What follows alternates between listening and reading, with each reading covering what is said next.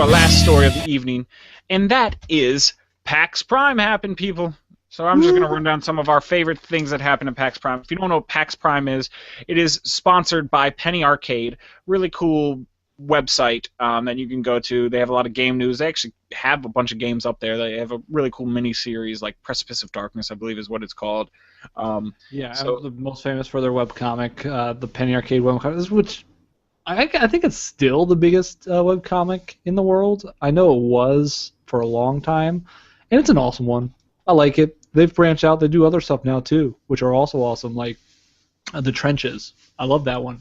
Nah. But it's about QA, which I used to do, so that partiality.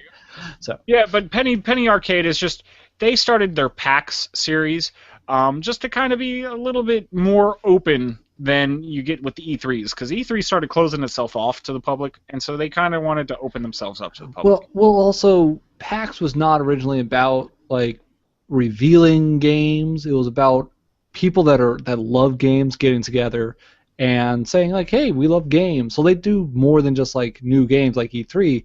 They'll have the history of gaming. They'll have panels about gaming people and whatever. It's more than just a sales thing. It's a convention for fans. Yeah, for fans that love gaming. Here, you love this, we love this. Let's show you what we got in the oven. You know, and it benefits charity. Really cool idea. Oh, it benefits their charity, the Child's Play charity. That's even better. You can't beat that. So let's just jump into some of the stories. Now, there's a bunch of stuff that happened, but these are just some of the stories that we thought was the coolest. Starting off with Mighty Number 9, they unveiled a trailer, I believe the first trailer. And if you don't know what that is the game that has been created by the Mega Man original creator, just not with Capcom. And it's pretty much Mega Man, just not called Mega Man. But it looks pretty damn cool, though. And it's also like, okay, so they did a few new things, but it really is, and he was saying too, getting back to the roots of Mega Man, no less. Like, they've been doing, 9 and 10 was already getting back to the roots of Mega Man, but this was updated art style, some nicer graphics, right, but still the hardcore old Mega Man gameplay. Yeah, and awesome. the beta opens actually today. So if you paid $80 into their Kickstarter, you have access to the beta, or if you were at the conference, you have access to the beta. Now, I did watch the trailer, and it just looks awesome. It just makes you feel like everything you ever wanted Mega Man to do, it looks like Mighty Number 9 is going to let you do it. They're going to give you all the power-ups from X series. They're going to give you all the bosses. You fight the bosses the same way. It looks like a fun game. I'm not a huge platformer, but I'm going to probably pick this game up when it comes out. Honestly, I love the Mega Man X series. I mean, later on it kind of got stupid, but the early Mega Man X games are what I love, and I am big into that style of game. Like, just throw that at me as much as you want, I'll be good. So there you go. Yeah. And then another big story coming out was people got some hands-on with the Order 1866 or 1886. It's one of those years. But and this is a really cool game. This is actually a game I've been looking forward to for a long time. The graphics look amazing. It's a really cool story. I don't know how it's going to quite fit, but like you're the legacy of the Knights of the Round Table, and Nikola Tesla's in there helping you out, and you're fighting like evil demons and stuff. And it got panned, unfortunately. People got to play it, and they said the cover system was alright because it's pretty much a clone of the Gears of War cover system, but the AI was horrible. The visual's still awesome, but the controls didn't quite work well, and that's a really, really discouraging thing, because I really wanted this game to look good. I was going to say, the AI's a problem. They could fix that up, but controls, if you don't have controls down, yeah, you can tighten them up, but that might be, if it's really bad, that might be a pretty big overhaul to work out. That could be a game breaker, that's for sure. Yeah. So, unfortunately, that happened. Dragon Age, actually, this wasn't unveiled at PAX Prime, but they talked a lot about it at PAX Prime. Dragon Age Inquisition will have a multiplayer, and BioWare is saying that it's going to be similar to Mass Effect 3's multiplayer, but instead of it kind of being an arena where you fight wave after wave, they're pretty much going to throw a dungeon, you're going to go in with a bunch of your friends, and you're just going to dungeon crawl. So that actually sounds like a lot of fun to me. Now, there will be cool ways to level up your characters. Your characters are not going to be the same from your single player to the multiplayer, But in the multiplayer, you can go dungeon crawl, get a bunch of loot, you get gold, you buy more items, you level up your character that way. And I think that's awesome because Dragon Age Origins is still one of my favorite games. I'm going to go out and say it right now. It is the greatest RPG for the Xbox 360 console. And there's a lot of good ones out there, but that one was my favorite. And a way to incorporate multiplayer into it is just awesome without detracting from the single-player story. It's going to detract. You know it's going to. It's going to take over. Going to detract. That's what the multiplayer does. Multiplayer just over the whole thing. Extends the game. That's all it's there for. And this sounds like it's going to extend it in a really fun way. It extended it for Halo, right? Well, that's all I played was Halo. All the game. Yeah. Well, all right, fine. But I think it's just going to add to it.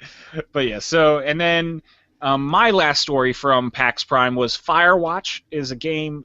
They did the reveal trailer. This was actually revealed there. It looks really weird. So the premise of the game is you're sitting out in the Wyoming wilderness. You are a person who's in a tower watching out for wildfires, and you only have contact with one other person, and that is a woman that they allude to some sort of weird relationship with her.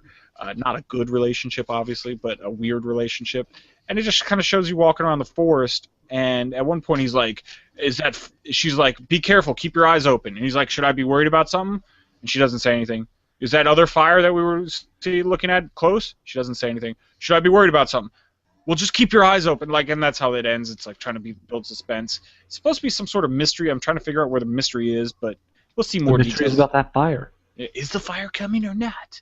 I don't know. But yeah, so why won't she tell you?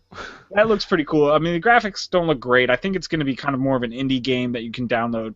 But I mean, we've got to see more. But it interested me. How about that? It piqued my interest just watching the first one.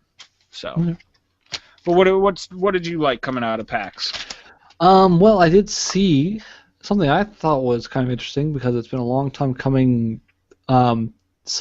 Well, not even a long time coming, but some 3K and 4K laptops. Now, this isn't a game, but it's something you would play games on because it's for gaming laptops. Certainly.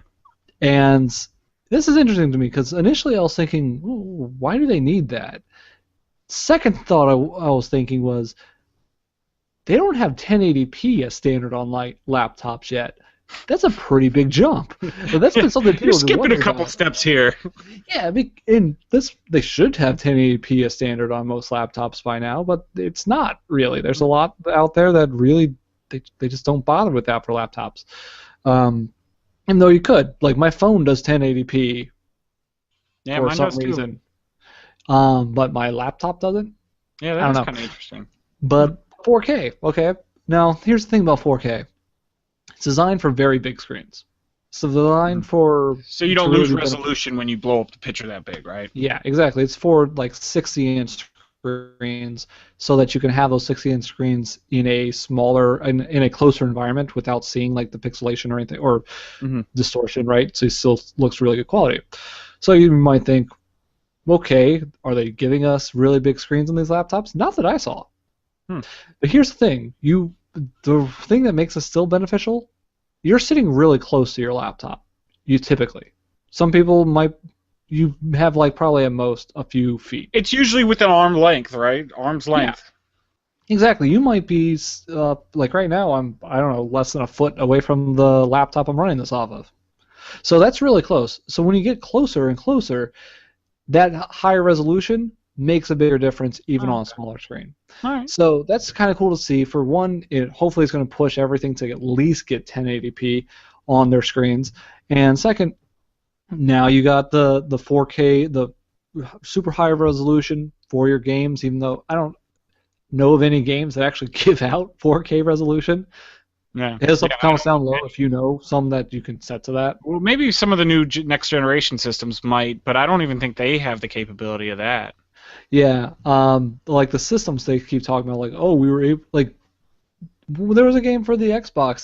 They were saying that they could do 1080p, and then they found out it was really just up converting to 1080p, right? So and like that's one of the bragging things that the PS4 has been saying, like, oh, we have all this 1080p stuff, but they're not doing 4K. That's for sure. Hardly anything's doing 4K, but yeah, so maybe it's a little excessive still. There are a few 4K videos out there that you can get, and I don't know. Maybe Crisis 4 is out there and doing 4K. Crisis does like to break people's machines with how crazy they're, but it does make sense that it does make sense for games especially that laptops would get it, because you're right. I mean, the consoles are already out. They're not going to be able to go and switch the hardware, but you could probably develop a game for 4K for the laptops.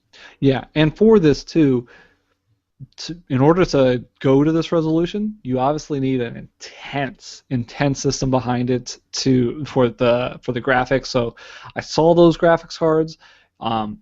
They look pretty sweet for a laptop, and it's a 2 GB RAM just on the graphics card, which is a fair amount, especially for a laptop. Just for the graphics card is what you're talking about, though. You're not even talking about like memory for other memory. Yeah. Now, I'm guessing it definitely needs it for if it wants to actually do a 4K display. 16 gigabytes of RAM in there, which I've built servers recently that have less than that. So that's a good amount there. Yeah. So there, and obviously the processor is great and everything else. The one laptop anyway that I saw that was doing this definitely looked amazing. Probably overkill for most people, but it's marketed at the high-end guys, and gamers really like to, even if it's useless, get the highest numbers. Yeah, I understand. It's kind of like, hey, I got this car and you don't. It's just a way of one-upping each other. Hey, that's what we do. But still, it'll be interesting to see if, now that this stuff is on the market, if some games will start utilizing it, if some people start utilizing these 4K displays a little bit more, and see what happens. So I thought that was pretty cool. Maybe this is a trend. So yeah, that's cool. I do enjoy that. PAX Prime, like I said, nothing huge news, but some cool stuff that happened.